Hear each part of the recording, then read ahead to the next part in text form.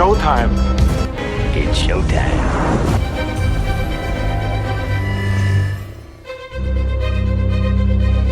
And here we go. Welcome into another episode of the Movie Geek Podcast. I'm your host, George T., and this is Weekend Box Office Report. And after that, I will be breaking down Die Hard. Is it a Christmas movie or not? And other movies that nobody seems to either care that they are Christmas movies or don't know that they're Christmas movies because there's not an uproar for it. So I'll get to all of that soon. Not many shows left here in this season. As we get closer to Christmas time, we've got two more solid weeks left, and then I will take a small break. And then January, we're going to come flying at you with hopefully new intro and just a whole lot of shows right away. So if you want to see anything, I mentioned this last week,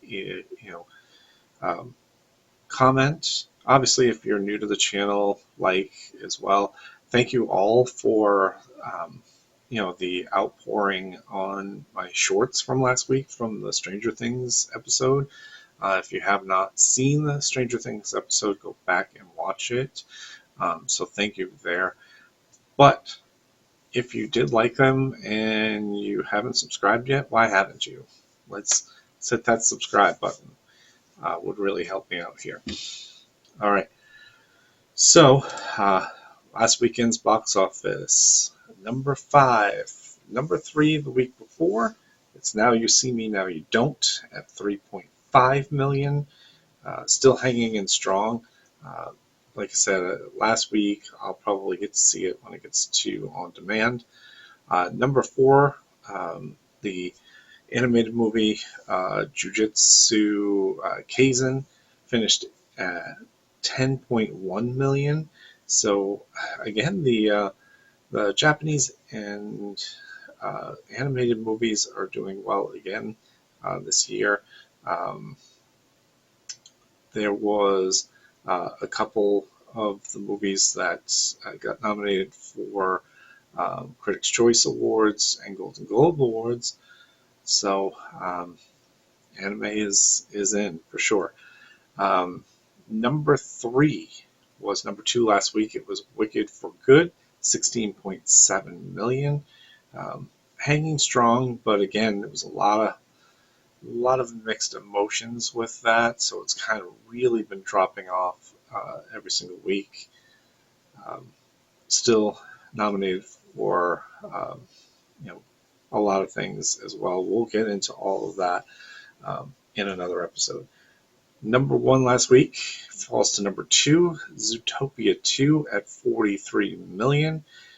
And number 1, Five Nights at Freddy's 2, $63 million. Now, I was supposed to go with George to go see it, but he wanted to go with some friends, and he said he loved it.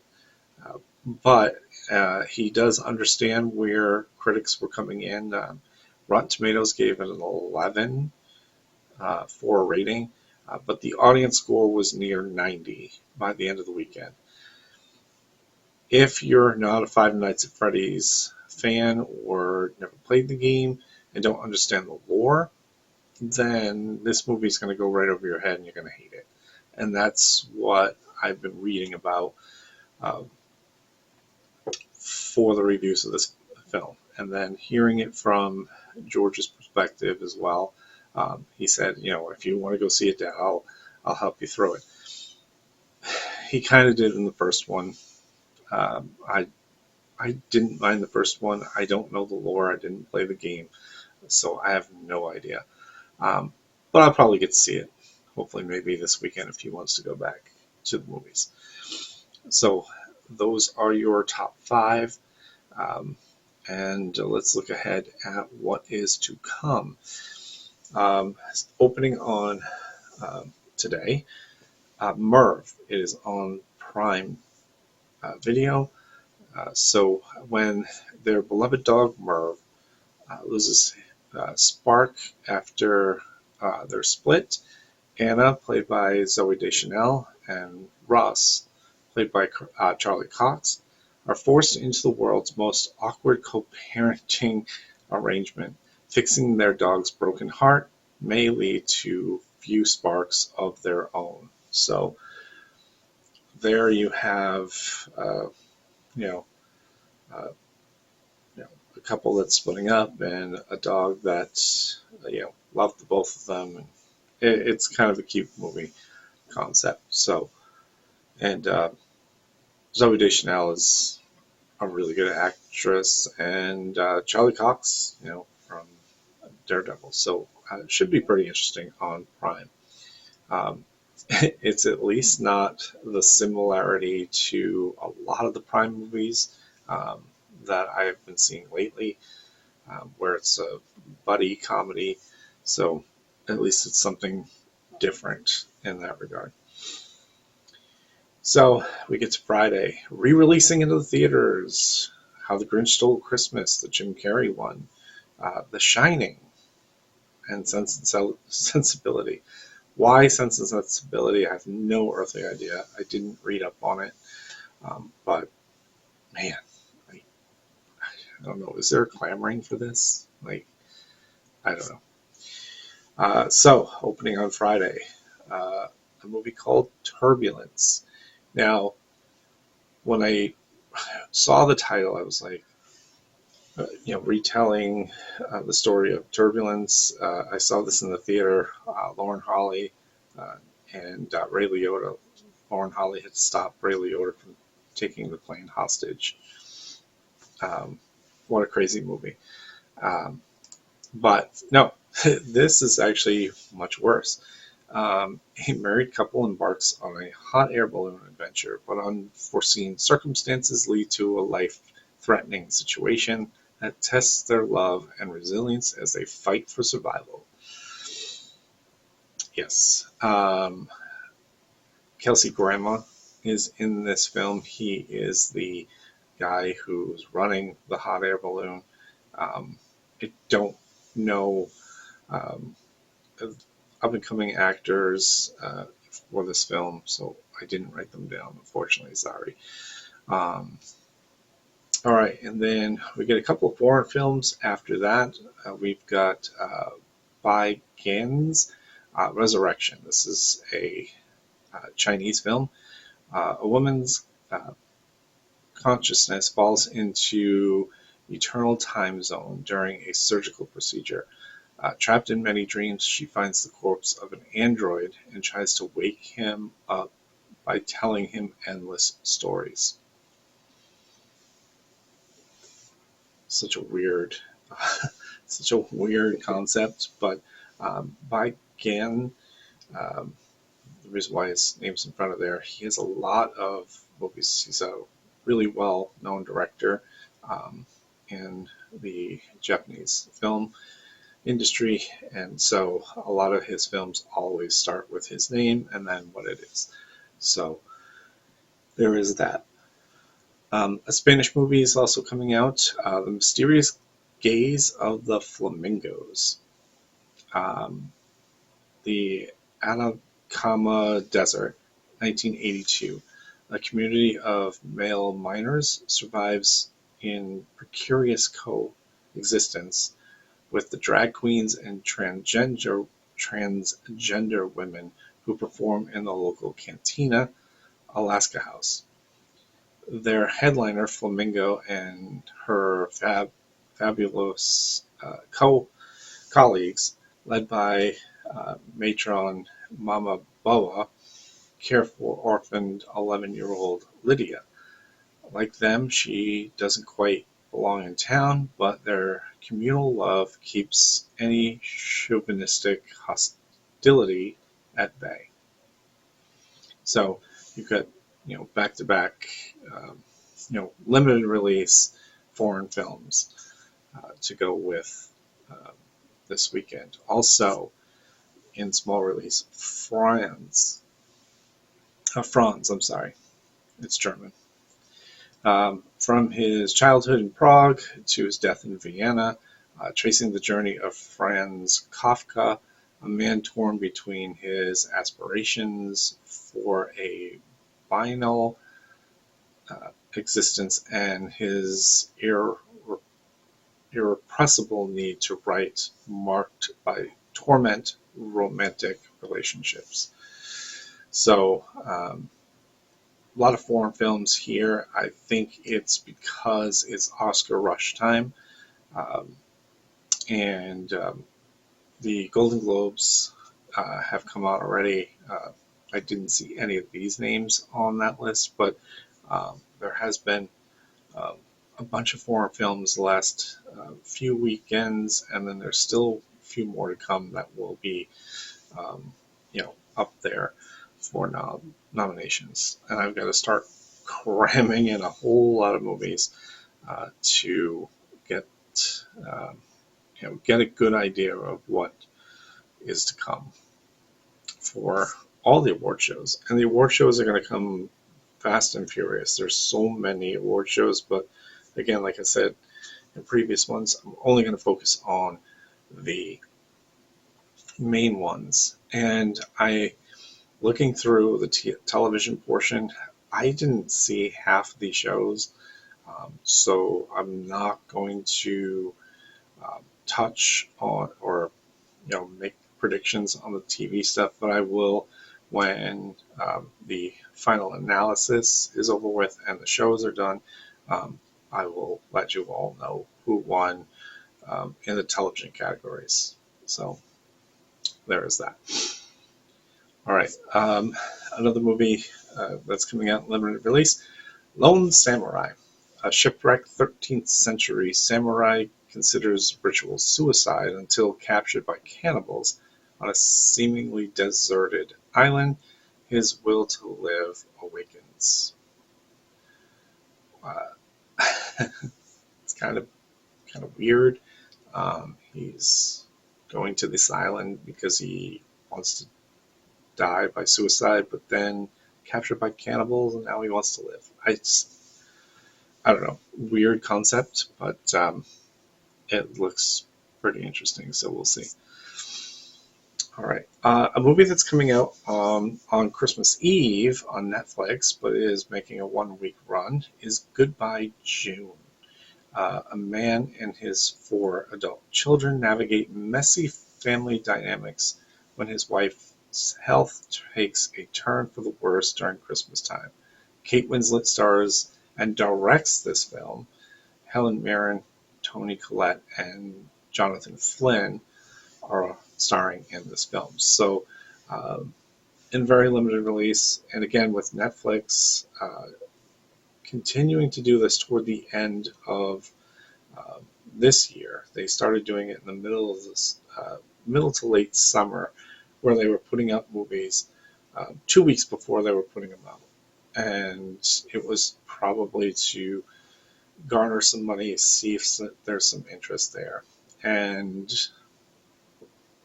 obviously, clearly, we know what Netflix is trying to do, which there has been an update on that, and I'll go over that afterwards. Let's finish up the box office first. So we have the next movie, Dust Bunny. 10-year-old Aurora, played by Sophia Sloan, asks a hitman to kill the monster she believes ate her entire family. To protect her, he'll need to battle an onslaught of assassins while accepting the fate that some monsters are real. Very interesting. The 2 big stars in this movie, Mads Mikkelsen and Sigourney Weaver, are starring in this film.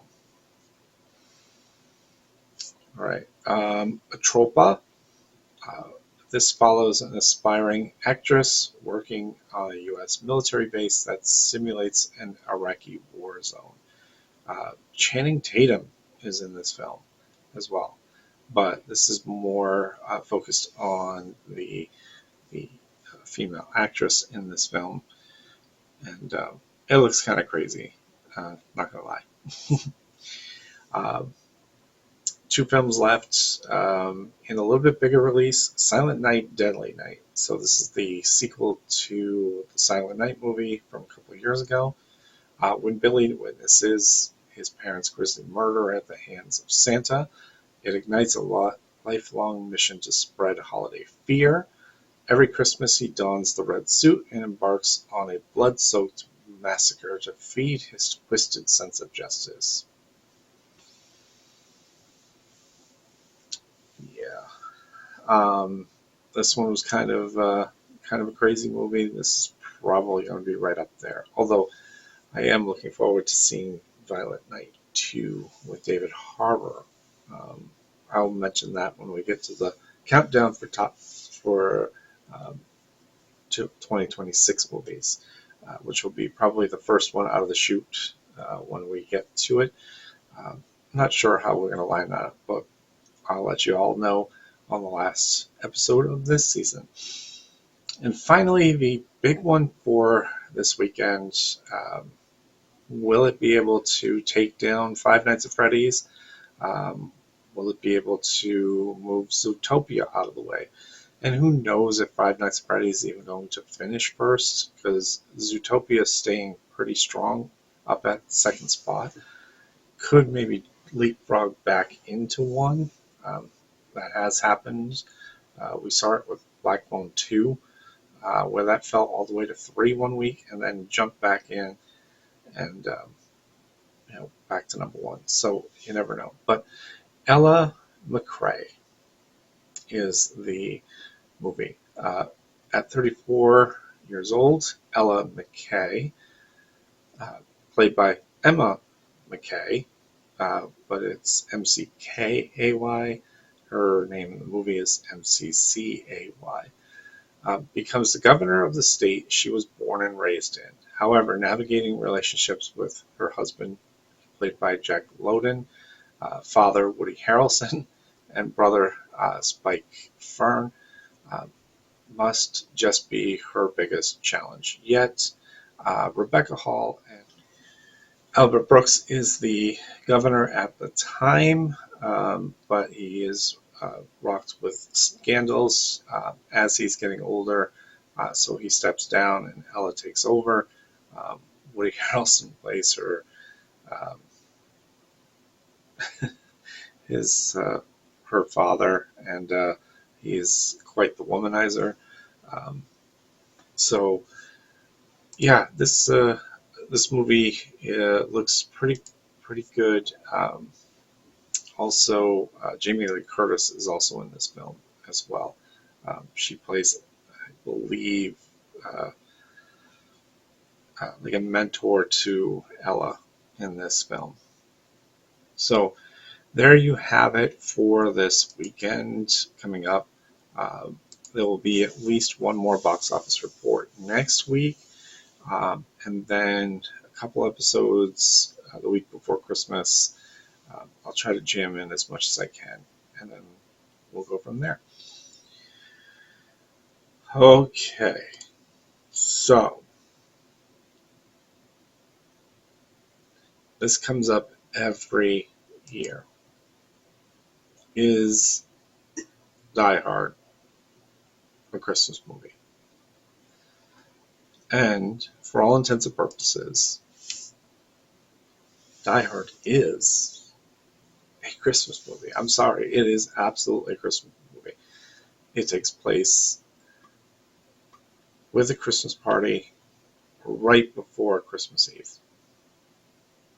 Like, how is that not considered a Christmas movie? And I understand the action, it's more an action film, robbery, that sort of thing, but it is a definition of a Christmas movie.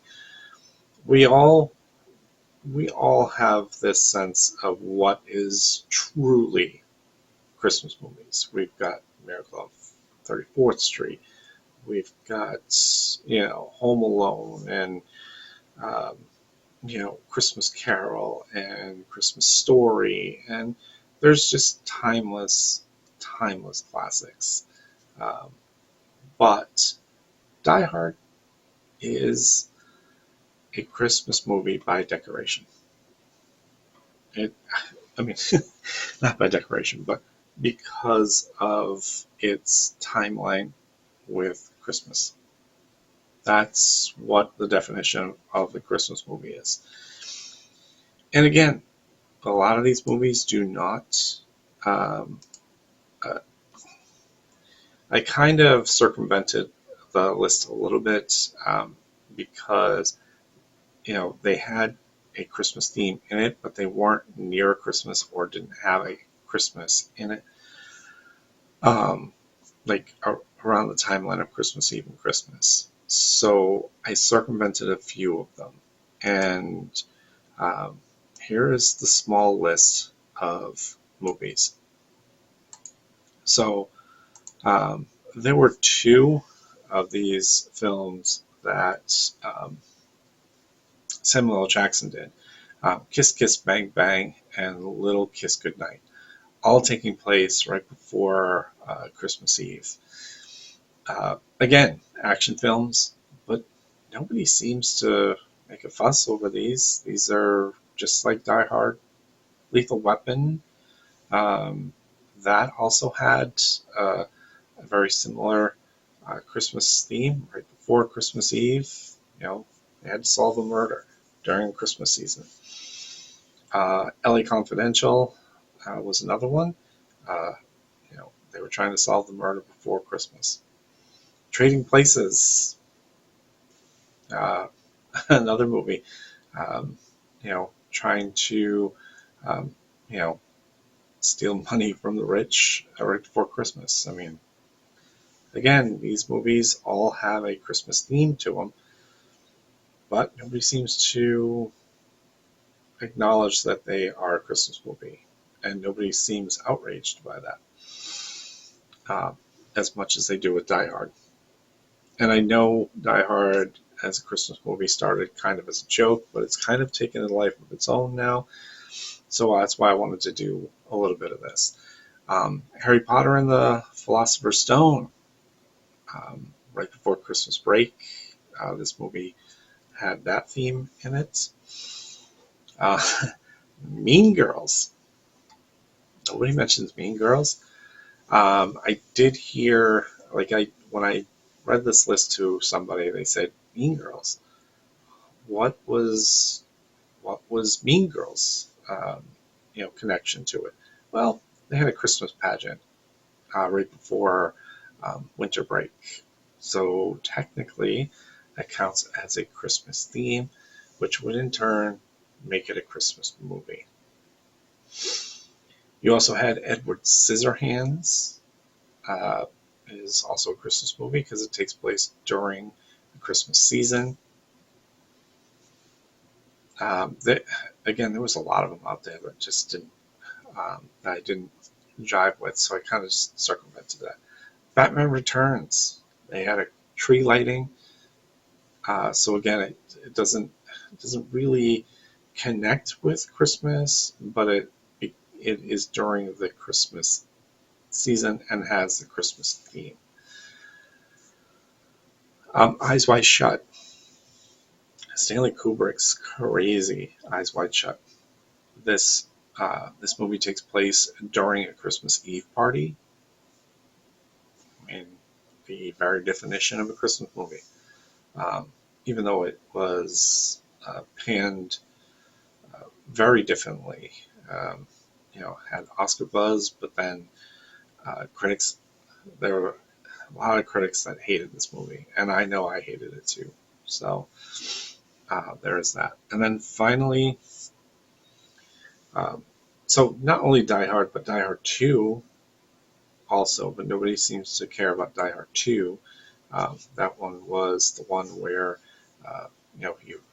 he was in, I believe it was Washington, D.C., at an airport, and saves the day again right before Christmas Eve. Saves his wife and everyone in the airport. But here's one that a lot of people forget about, or maybe you've thought about. Gremlins. Yes, Gremlins. It is a Christmas movie. It is about a Christmas present that was given to, Billy early and went completely wrong. And again, there's the entire theme is through Christmas time. So why does nobody consider Gremlins or have an outrage over Gremlins the same way they do about Die Hard? I can't I can't get into people's heads. I don't know. What do you guys think of this list? And again, there were some other ones on there, but um, there wasn't that jump out point where I was like, yeah, it's not close enough to Christmas Eve, but it doesn't have like all of the elements that I wanted for this argument. But again, there is more out there. But again, the little lesser known Christmas themed ones, because you could put Planes, Trains, and Automobiles in there, um, but but that was more a Thanksgiving one because that was the time he was going home for. But they did have a Christmas theme to it as well, just after. But again, Gremlins would be one that I would say is a Christmas movie. And, again, what do you think of this list? Comment down below. Or is there another movie that may have been on the list that I didn't mention that you know of that would fit in that Christmas theme? Um, I did have somebody ask me about Lord of the Rings, one of them. Yeah, but that wasn't the entire theme, and it wasn't really explored. It was just a time frame. We didn't see really trees or decorations, so yeah, I didn't want to include it on the list because it really didn't fit the argument that Die Hard does. Because again, Die Hard was at a Christmas party before Christmas Eve with all the decorations. So again, Die Hard, definitely Christmas movie. What do you guys think of that? I did want to touch on the Netflix thing really quickly here.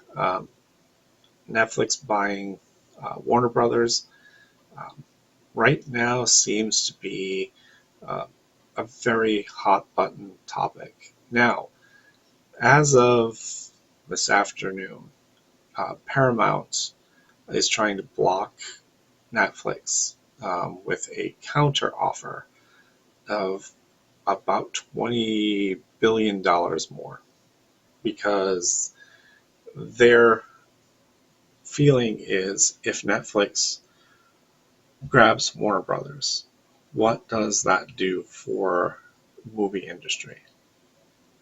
And really, what does it do? Because Netflix is a streaming service. Paramount is a movie making company, just like Warner Brothers is. Uh, Netflix would be in control of a huge amount of properties that Warner Brothers owns. And it has drawn the ire of three prominent directors. Um, and one of them actually just had a movie on Netflix, Guillermo del Toro. Then Christopher Nolan, who anything he's doing, I will watch. And obviously, uh, you know, the big guy, Steven Spielberg. Um, and there's probably some other ones out there, but those three have made um, very compelling arguments for Netflix to not be able to buy them and Warner Brothers to look to do something completely different. That's why Paramount this afternoon is trying to block them and take Warner Brothers for themselves, which would only help Paramount and especially with their streaming service instead of what Netflix is. Because, yes, Netflix is putting out movies in the theater, but only for a week to kind of generate some revenue and buzz. And maybe that's where they got the money to throw at Warner Brothers, which at the same time, grabbing Warner Brothers products and everything else, what does that do for the movies that are in post-production or ready to be released next year? They have a time frame. What will Netflix do with those properties? Will they stream them the same day on Netflix, or will they pull them out of the theaters and make them Netflix exclusives? Or would Netflix just decide to make a pay-per-view, kind of thing with like Prime does? You want to see it at home? Well, you're going to have to see it, paying $20 a movie.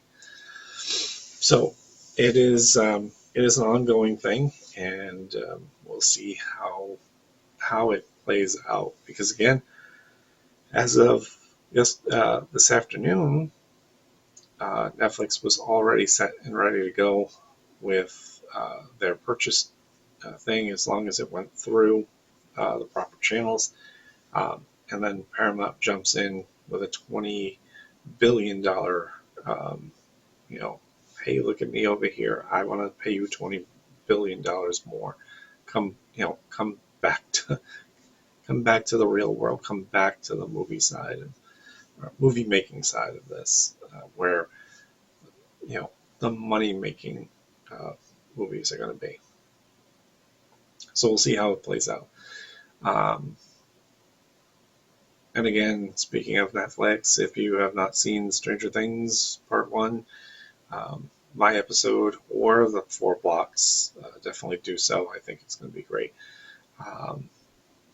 Which also brings me to a conundrum, because I won't be filming much during that time frame, but maybe I might just do it for that.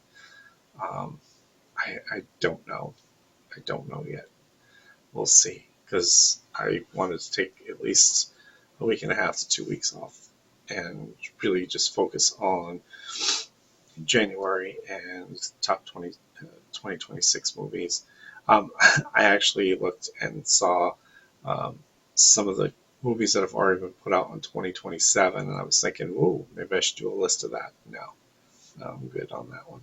We'll wait a little bit longer. And of course, the 2026 list will be incomplete, because for right now, you never know what Amazon's going to be putting out, or later in the year what Netflix is going to be putting out.